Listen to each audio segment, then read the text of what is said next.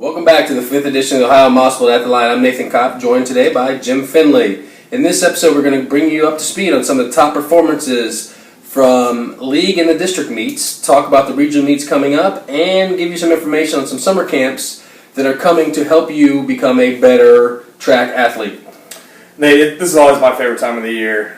The head-to-head competition, the teams vying for conference, district, regional, state titles.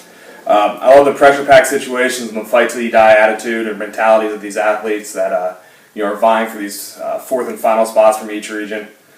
Other states have already had their state meets.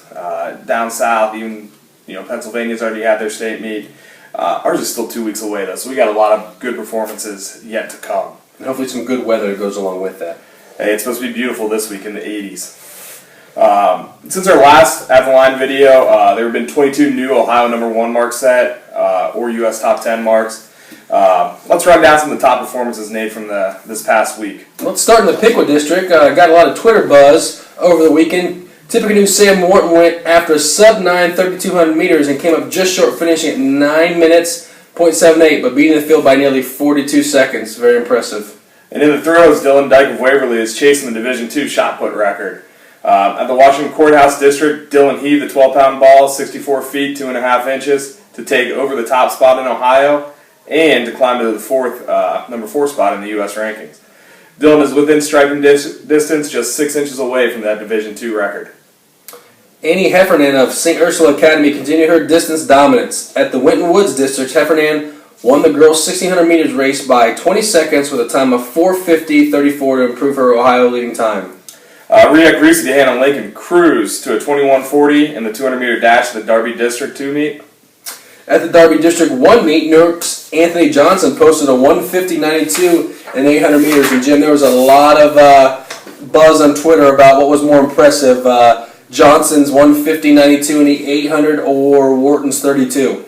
They're both right at that magical mark. If either one goes, sub 9 or sub 150, that'd be the more impressive one. But they're tied in my eyes. The Mason District had some amazing relay marks set. 3 boys and 3 girls relay winners set new Ohio number 1 marks for the season. On the girls' side, Withrow improved their state leading times in the 4x1 and 4x2, and the Sycamore girls posted a 3:53.71 to improve their state leading time in the 4x4. On the boys' side, Mason set Ohio number 1 marks in 3 different relays. The 4x2, the 4x4, and the 4x8, all at the same district meet.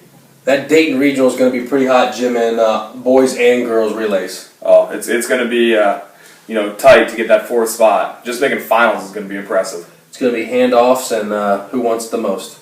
Jim, I heard the past weekend at the districts there was a little bit of controversy at the Mason District 1 meet and also at the Piqua District 1 meet in the girls' 1,600 meters. Can you elaborate a little bit on that?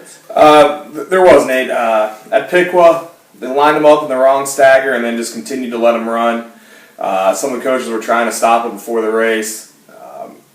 At Piqua, they elected not to rerun the meet or rerun that race and just let the record stand. But down at Mason, there was a little more heated controversy. They lined them up in the wrong stagger.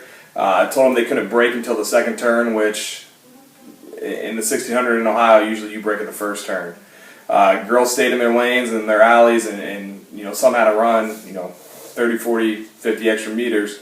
And the coaches argued that it's going to change the outcome of what the race was, and they elected to rerun it the next day at 2 p.m. They had a hand timing because they didn't have finish timing down there to do the timing, and it did actually change the results as some girls didn't come back for the race, and a new person made it onto the regional. It's kind of unfortunate that happens. I did speak to a couple high school coaches today, and their thought is they really appreciate what the officials do, but sometimes it seems like when you get to the district, the regional, and especially the state meet, they're more worried about does a kid have an iPod in at the wrong time, or do they take 3 steps on the line versus some of the, just make sure we're lined up right. Some of the things that maybe get overlooked in some of the earlier meets, now they're sticklers on in the late meets, and I know that frustrates some high school coaches. Yeah, we need to start seeing more consistency throughout the whole season. It's terrible to get to the district meet or even the regional meet, and a rule that really hasn't been applied the whole season gets applied wrong, or even gets applied and ends somebody's season one meet too early.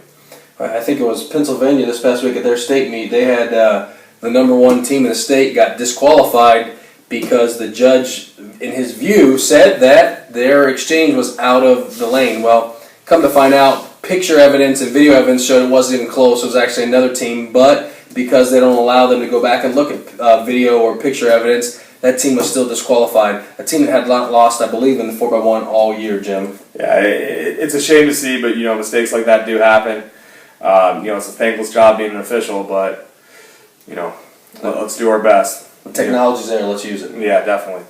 Also, for any young guys out there that are still interested but not coaching, get your officials license. We need young people in here.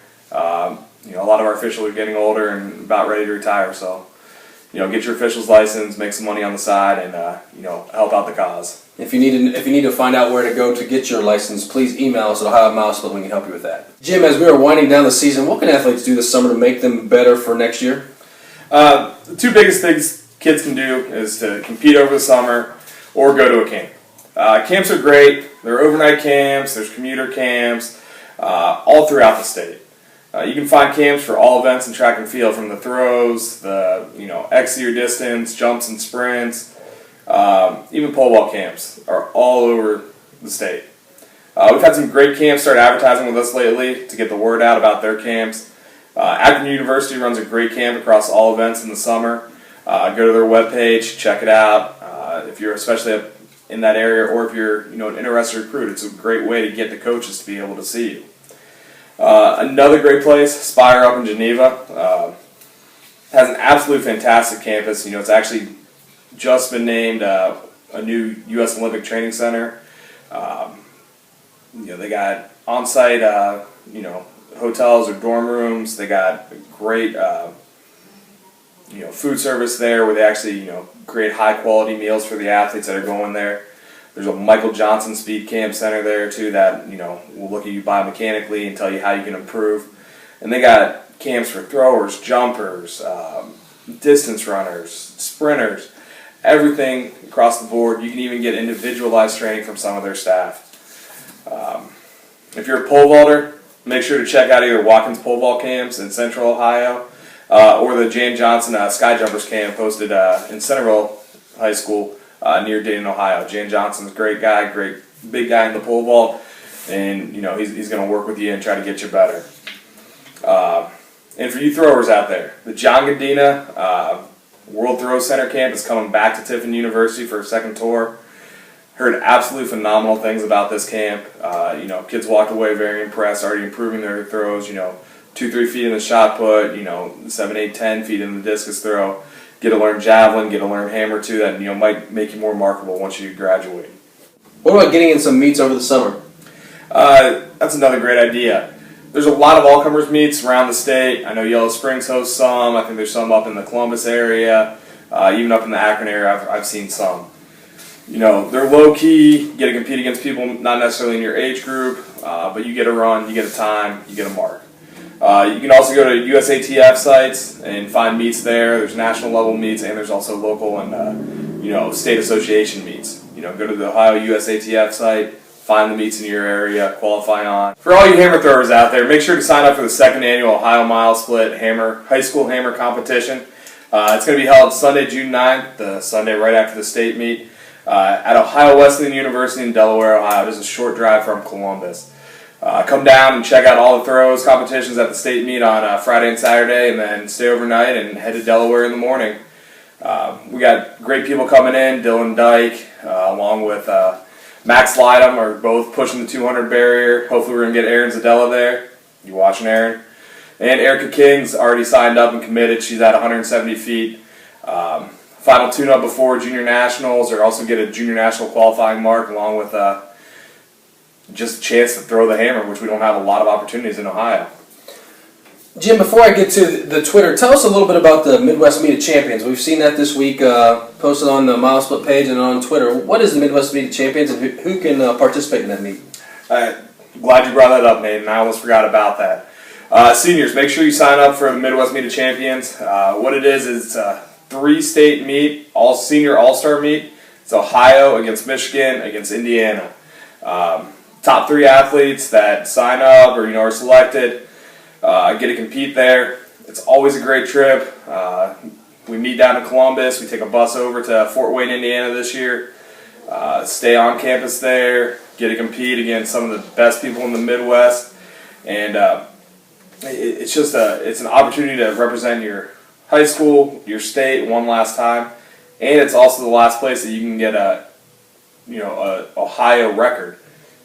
This meet still counts for Ohio records, and if it's counted for Ohio records, I'm sure your high school is going to say, yeah, it's a high school record too. Very good. I know my sister competed in that in the long jump 4 years ago, I guess. It was one of her favorite things. As we sign off here, a couple things. Twitter followers. We have increased our following by 250 followers since the last podcast. We're trying to get to 1,000 followers. We're currently at 515. Can we get to 1,000 before the state meet? That's a tall order, but we're going to try. Please follow us, and you'll notice our Twitter handle has changed a little bit. It's now at Ohio Milesplit instead of at OH Runner. So please follow us at Ohio Milesplit. We're going to do our best to stay up to date with coverage of all regionals as they go forward this weekend. Jim, before we sign off, on Twitter this week, the question came up. If LeBron James were going to run track or participate in track and field, what would be his best event? I'll let you go first before I give you my answer. Whatever he wanted to be, he's just an athlete. I'd go with either he could throw the discus, he could throw the hammer probably pretty well too. But I think triple jump would probably be the best. He's got great jumps, plus he's strong enough to be able to explode back off each leg. And I don't want to take anything away from anybody that is currently trying to qualify for the Olympics, but I think he's a 25-foot long jumper, not even practicing, wearing his high tops, just running down the lane. I'm going to go ahead and take a look at the board, jump, see how far I get. Again, Jim, this is Nathan Kopp and Jim Finley signing off for At the Line, Ohio Milesplit. Follow us on Ohio Milesplit.